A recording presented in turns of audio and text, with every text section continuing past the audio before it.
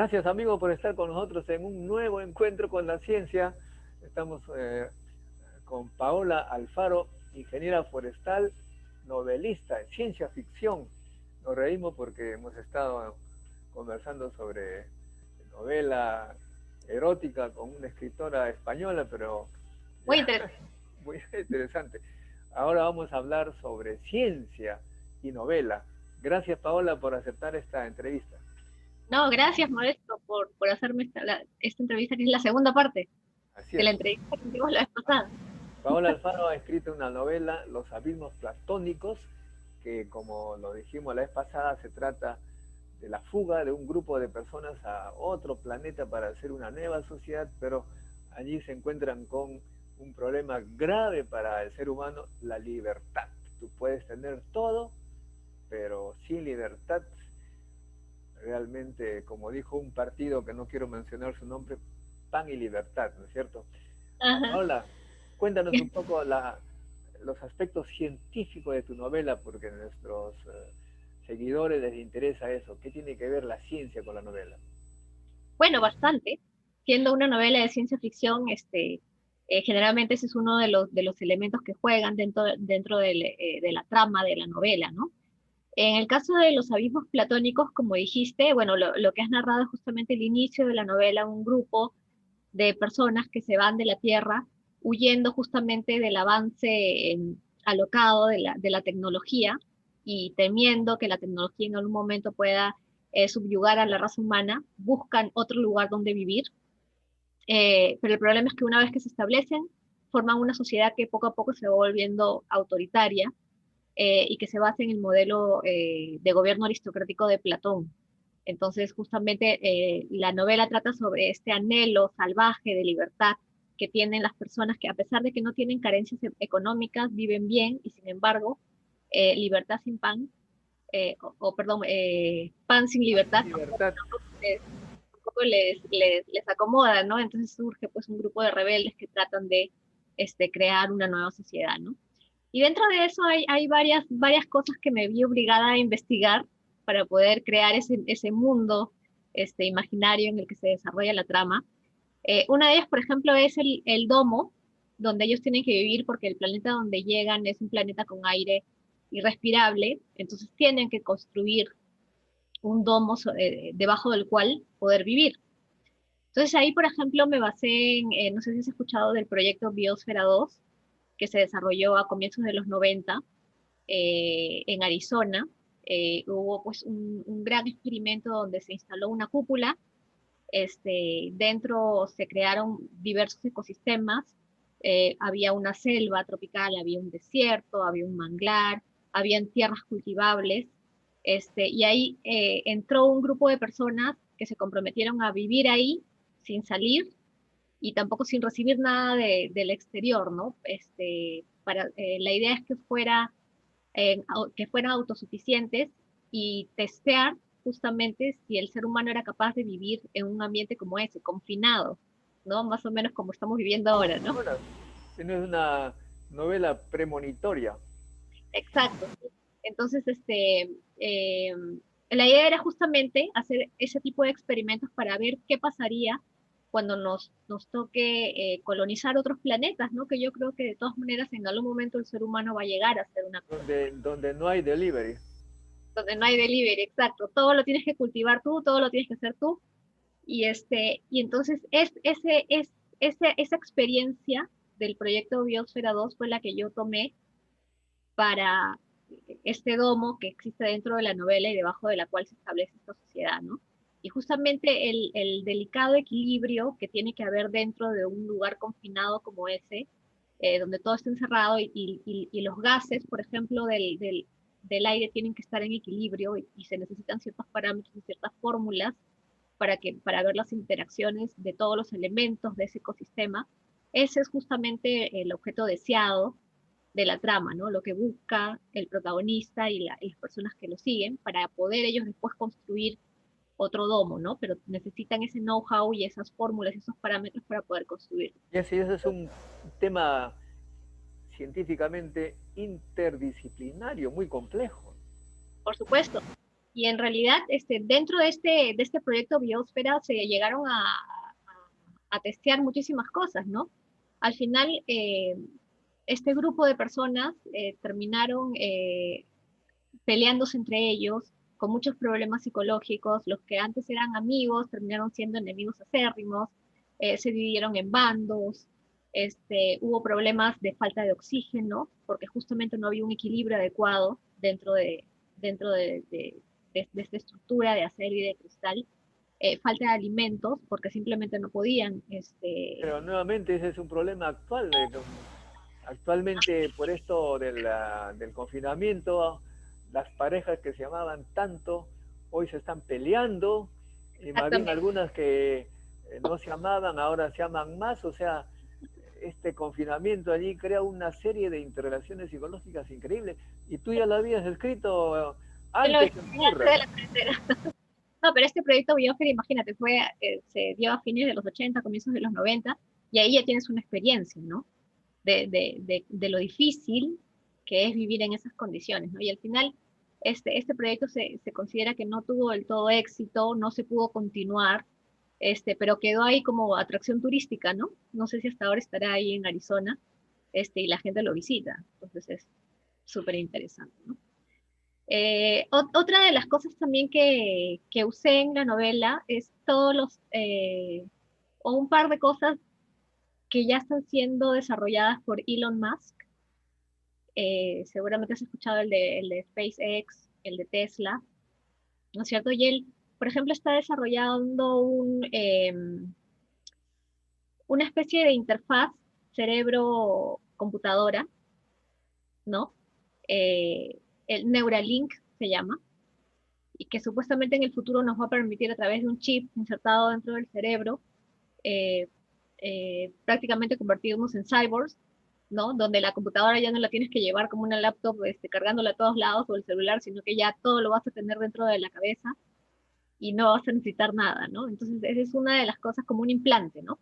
Esa es otra de las cosas que yo introduzco como elemento dentro de la novela, y que también es interesante, ¿no? Porque eso significó para la trama que yo desarrollé, significó que también el ser humano perdiera poco a poco la capacidad para escribir a mano, ¿no? Porque si Bueno, todo lo tienes en la computadora, y si quieres escribir algo, simplemente lo haces con una orden mental, ya para qué escribes a mano, ¿no? Entonces poco a poco el ser humano empieza a perder esa habilidad de escribir ya a mano. en ese momento ya está produciéndose eso, ¿no? Incluso ahora hay algunos software que no son perfectos, en la que tú hablas y se vuelve en texto, ¿no? Se vuelve texto. Luego, más bien tú dices pensar, se vuelve en texto, ¿no? Pero también está estudiado eso, que cuando escribimos se activan otras áreas del cerebro cuando escribimos a mano, Claro. áreas Todo diferentes del esto, cerebro que todo cuando esto usamos. se traduce en cuestiones de señales, de Ujú. química, electroquímica, y basta con colocar los conectores, digamos, a esos puntos para convertirla a un monitor y hacerla visible. Bueno, pero Ujú. todavía eso está un poquito lejos, me parece. Exacto. No, pero por ejemplo el Neurolink creo que ya se está empezando a hacer pruebas, sobre todo en personas que tienen problemas neurológicos, para ver cómo ayudarlos con ese tipo de implantes, ¿no? Entonces es súper interesante, y probablemente es hacia ese tipo de cosas que estemos avanzando, ¿no? Como sociedad. Entonces es interesante, y me pareció interesante incluirlo dentro de la novela, ¿no? Otra de las cosas que también dice Elon Musk, o que ha desarrollado, que está por desarrollar, es el sistema de transporte, ¿no? A diferencia de lo que la mayoría piensa, que en el futuro el transporte va a ser aéreo, ¿no? Que vamos a tener autos que vuelan, ¿no? Elon Musk más bien dice, no, es que tener autos que vuelan no va a ser necesariamente lo más conveniente o lo más cómodo. Entonces él más bien desarrolla un sistema de transporte subterráneo, ¿no? Con unas plataformas que salen a la superficie para recoger a las personas y después vuelven al entorno subterráneo para poder desplazarse, ¿no? A altas velocidades. Entonces eso también me pareció interesante, ponerlo dentro de este domo, ¿no? Que inventé para la trama, ¿no? Y bueno, el tema de los androides, que ya prácticamente, en aspectos físicos en la novela no hay ninguna diferencia con los seres humanos, entre seres humanos y androides, lucen Lo que le igual. llaman la singularidad, ¿no? La Sí, singularidad es cuando la pero computadora puede hacer todo lo ya que el piensa hombre. por sí misma, ¿no? Ya tiene voluntad propia, digamos, no tiene conciencia, se supone, ¿no? Cosa que es Entonces, muy peligrosa. por supuesto, y se supone que el inicio de la novela es justamente parte de eso, ¿no? De gente que huye de este avance de la tecnología porque ya empieza a ser una amenaza para el ser humano, ¿no? ¿Te imaginas? Y en un futuro podemos llegar a eso. Y de hecho, no sé si has leído Homo Deus de Harari, él plantea como hipótesis, o sea, no afirma nada, pero sí plantea como hipótesis que podamos llegar a ese tipo a esos puntos, ¿no? Y cómo los algoritmos tan poderosos que existen ahora, como los de Google, los de Facebook, etcétera, te pueden llegar a conocer mejor de lo que te conoces tú mismo, ¿no? Y cuáles son las consecuencias que podrían derivar de avances como ese, ¿no? Y qué pasaría cuando los algoritmos se empiezan a volver cada vez más poderosos, ¿no? Entonces, por eso justamente dentro de la novela el tema de los androides, o sea, los androides están ahí, pero digamos son un poco tontos, ¿no? Porque justamente esta sociedad lo que busca es tener la tecnología controlada, ¿no? Que llegue hasta un límite, pero que no vaya más allá, para que no termine pues llegando a estos puntos a este punto en que amenace la supervivencia de la raza humana, ¿no? Bueno, por ahora, estas compañías que manejan la Internet conocen todo sobre nosotros, como tú dices, Cada vez más más que nosotros mismos, ¿no? Porque exacto. han estudiado nuestro comportamiento, lo han puesto en algoritmos y saben qué va a pasar, qué pensamos, qué queremos, qué compramos, etcétera. Pero todavía no es un robot que maneja eso, sino personas que usan esa información. Exacto, pero esos algoritmos cada vez se vuelven más poderosos y cada vez hacen más pruebas y se les deja correr libres, y la tecnología pues avanza mucho más rápido que las normas que se generan para controlarla o para asegurar de que este avance tecnológico sea para el bien de la mayoría y no para el bien de unos cuantos y el perjuicio de otros, ¿no?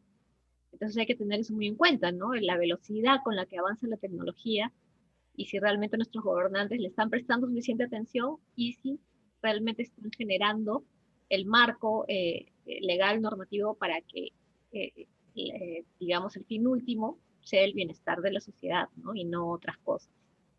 Entonces eso creo que es muy interesante y ese es el punto de partida de la novela, ¿no?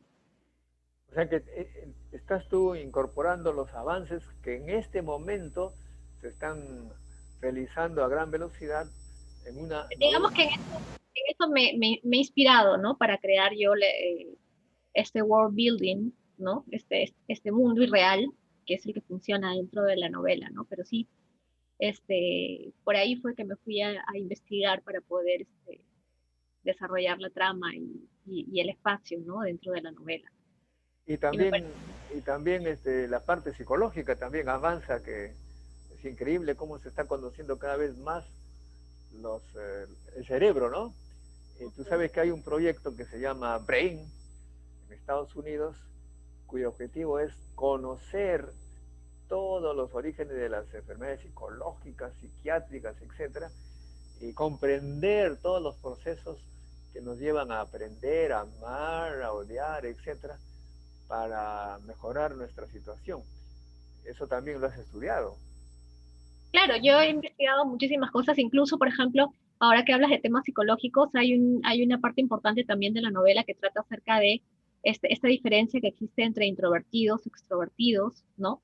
Que no es un tema que, o sea, no es un defecto el de la introversión, no es algo que se tenga que corregir, es simplemente un tipo de personalidad, y que en esta sociedad de la novela se trata de limitar hasta cierto punto, ¿no? Porque les tienen un poco de temor a ese tipo de personas que son más solitarias, hasta cierto punto de repente más reflexivas, y que no transmiten los mensajes que este gobierno quiere que se transmitan, ¿no? Entonces, ese tema también es súper interesante y es parte de la trama, ¿no?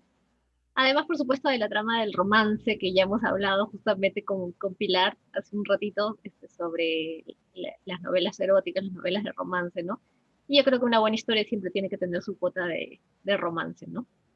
Y claro, ahí la chica estrella se enamora del intelecto del personaje, cosa que es poco común. Ahora las chicas jóvenes miran al muchacho, qué sé yo, que se parecen a Brad Pitt o cosas por el estilo. Aquí la chica se queda embelesada por un intelectual que tiene personalidad, autoestima, un poquito, Un poquito autoritario.